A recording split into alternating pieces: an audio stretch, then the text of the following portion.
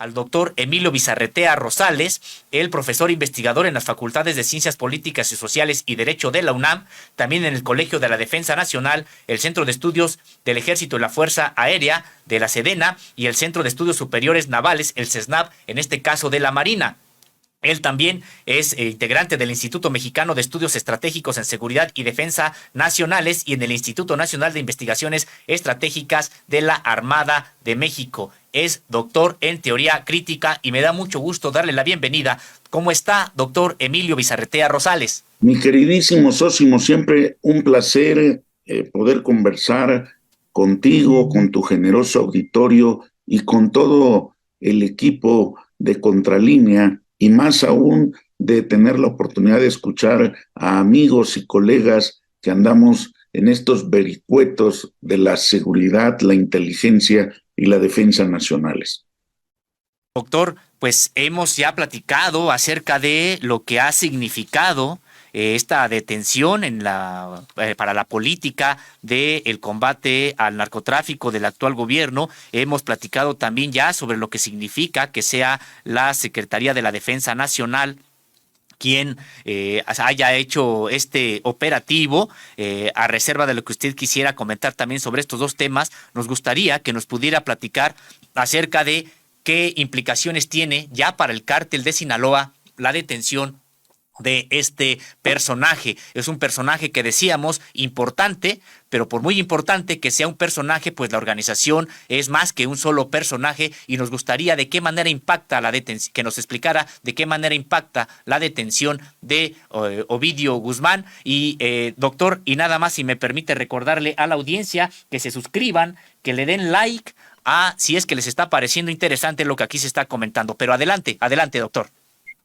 Desde luego que sí. El hecho de que haya sido detenido, extraído y ya ubicado en el altiplano, el caso de Ovidio, el hijo del Chapo Guzmán, es un acontecimiento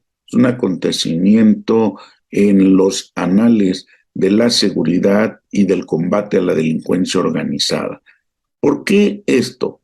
Porque la tendencia que venía desde el Culiacanazo, como se le denominó, a su captura en 2019 y a la decisión que se toma después por el Consejo de Seguridad Nacional y luego a partir de una reiterada explicación del propio presidente, que fueron sus órdenes de liberarlos con el fin de lo que mencionaba hace un momento el doctor Garduño, ¿sí?, de evitar masacres, que por cierto no se han evitado. Este es un tema en discusión, pero también hay que decirlo, la detención ha sido exitosa por donde quiera que lo veamos, a pesar y con toda la tragedia que también conlleva de 7 militares y de hasta cierto punto 19 delincuentes, y no hay registros de algún civil, vamos a ponerle,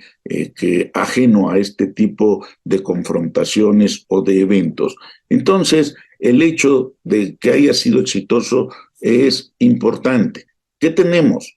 Muchos elementos, los que ya se han comentado sobre la conferencia de ayer con el general secretario de la Defensa, y también lo que podríamos denominar las grandes y graves ausencias en términos de la vinculación.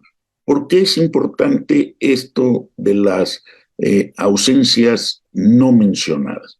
Primera, porque finalmente en el ámbito de lo que se denomina la coordinación del sistema de seguridad, pues participan distintas instancias, distintas agencias, áreas de las diferentes, de alguna manera, fórmulas que el Estado mexicano tiene para mantener su propia seguridad. ¿Qué es lo que vimos o observamos? Sí, no se menciona la Secretaría de Marina, no se menciona ninguna área de inteligencia, aunque se habla de un operativo de inteligencia, no se menciona ninguna instancia del estado de Sinaloa. El propio gobernador decía que no tenía conocimiento, y bueno, son lecturas que nos llevan a hacer una serie de conjeturas que es importante dar a conocer y precisar, e incluso para corregir si fuera el caso, porque de lo contrario, el mensaje que se emite es que la tal coordinación no existe y confrontar un problema de delincuencia organizada sin coordinación, lo más probable es que vayamos al fracaso. Y esto hay que enfatizarlo con mucho respeto, con mucho cuidado, pero también con el interés de que las cuestiones avancen. El otro punto, y perdón que lo diga Sósimo así, es pareciera ser que el gobierno está evitando la extradición, pareciera ser que están buscando unas fórmulas en donde nos vamos a refugiar, ¿sí?, en la idea del derecho y del debido proceso para evitar entrar en controversia. Se entiende la idea de cuidar el debido proceso, de vigilar y atender las cuestiones jurídicas que tanto nos han costado. Pero también hay que decirlo, pareciera ser que en algunos casos sí y en otros no. Y entonces tenemos dificultades en la interpretación. Creo que hay que hacerlo, creo que hay que cuidar el Estado de Derecho y la aplicación adecuada del debido proceso, pero también entender la situación que se está generando. Sinaloa hoy está tranquila, pero no en absoluta calma, ¿sí? Entró en una fase de más de 16 horas de una confrontación interna. Para bien hay que decirlo, el estado de temor, de terror, de horror que hubo a partir de la captura, sí, no ha llevado a la muerte de ningún civil, pero sí hubo muertes en la confrontación. Y lo que es importante, hubo pérdidas, hubo daños materiales, entonces no se puede decir que no pase nada. Está pasando y es muy posible que siga pasando. El tercer punto que nada más dejo acotado que tú mencionabas, sí es cierto, o sea, va a ser un reajuste, es un impacto, es un acontecimiento fundamental al interior del cártel de Sinaloa, pero también hay que decirlo, los cárteles, los tres principales que traemos en nuestro país, el de Sinaloa, el de Jalisco y el del noreste, tienen una capacidad para readecuarse también y volver a enlazar cuando tienen las pérdidas de alguno de sus miembros, de sus dirigencias, ¿sí? Tienen la capacidad de volver a reagruparse y continuar con la tarea. Ovidio es muy importante en términos simbólicos por lo que representaba el Culiacanazo, pero también es sin duda un activo dentro del cártel de Sinaloa, de estas tres facciones en las que la anatomía del propio cártel se ha mostrado. Los chapitos, ¿sí?, están ahí en un modelo muy importante de trasiego internacional, pero no son los únicos dentro del cártel y todavía cuentan con uno de los liderazgos, permítanme decirlo así, como es el caso del Mayo Zambada, que todavía pertenece a esa vieja escuela. Si pudiéramos valorar en el tiempo las generaciones de delincuencia organizada en función del tráfico de drogas, la primera que estuvo con Félix Gallardo, donde crean esta gran organización, la segunda generación donde se dividen los cárteles de uno solo en diversos, y la tercera actualizada donde ha ingresado una idea renovada de más allá de la marihuana, la cocaína y de otros opiáceos y opioides, la llegada del fentanilo, de una droga sintética muy dañina y que está detrás de la presión de Estados Unidos hacia nuestro país y obviamente de la elaboración de planes y programas que tiendan a evitar ese trasiego que está dañando a muchas personas en Estados Unidos y en México también, aunque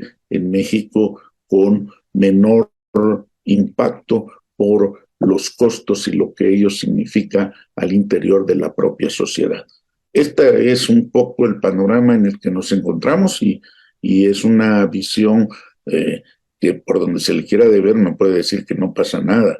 Es una situación trágica y esto a partir de los contextos que hemos tenido, lo que ha ocurrido en Chihuahua con el Neto, lo que ha ocurrido en Baja California, en Jalisco, en Guanajuato, en San Luis Potosí, en Zacatecas y en otras entidades. Entonces, es un acontecimiento importante, tendrá su impacto, no conlleva la desaparición del cártel de Sinaloa, sí tendrán que hacer reajustes y bueno, está la moneda en el aire sobre el tema de la extradición y lo que se pretende es que haya una claridad de cada uno de los pasos siguientes por una razón, para evitar ese sospechosismo de vinculación entre autoridades con la delincuencia organizada.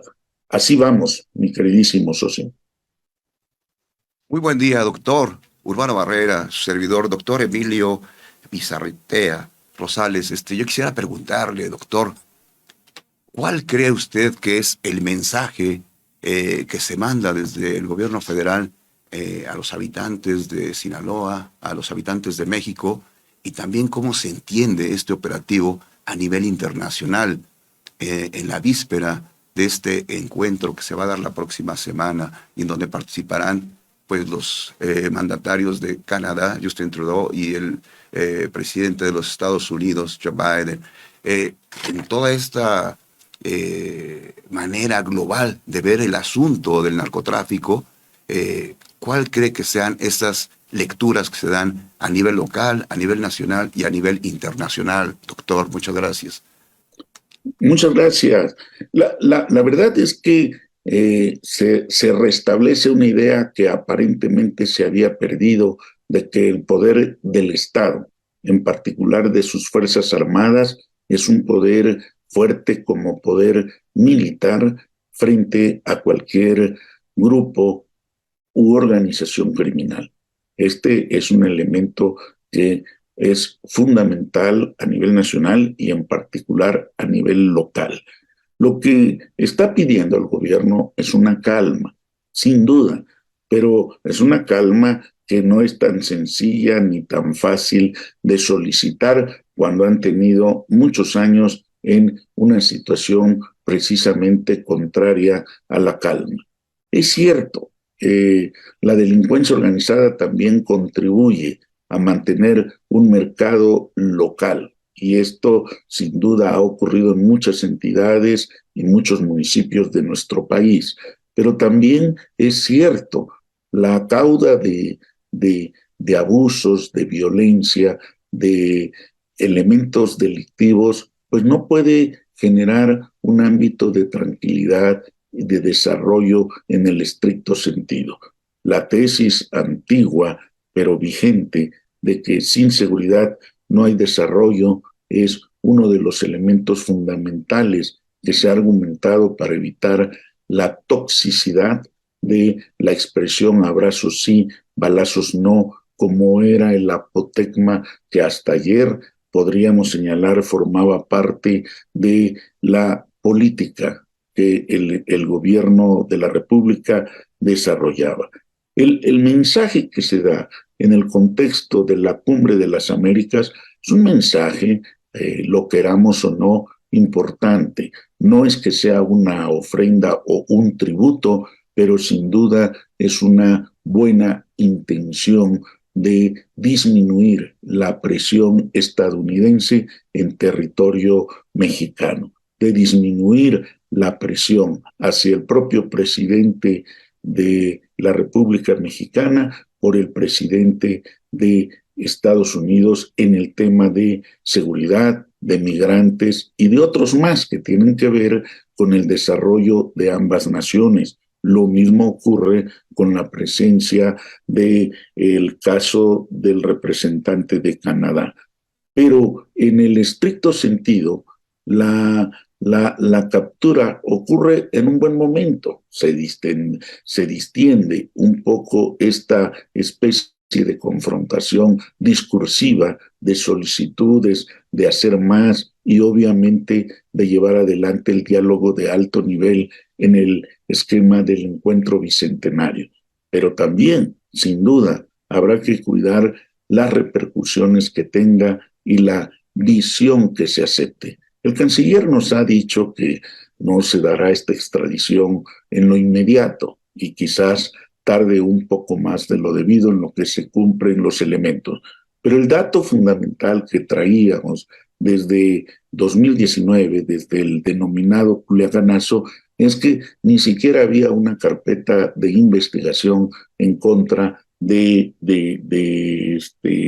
Ovidio, y sería muy penoso que esto se quisiera impulsar ahora en una improvisación innecesaria y dañar exactamente el debido proceso y que en poco tiempo estuviese libre este delincuente.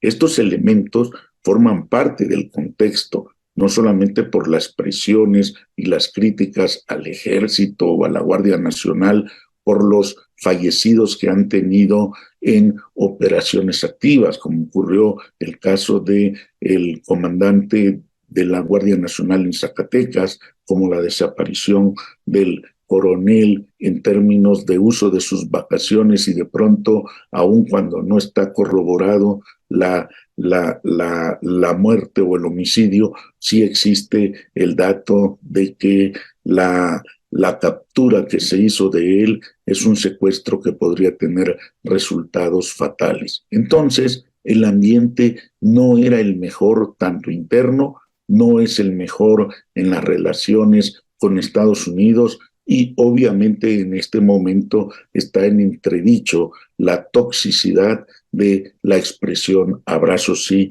balazos no. En ese contexto lo miro.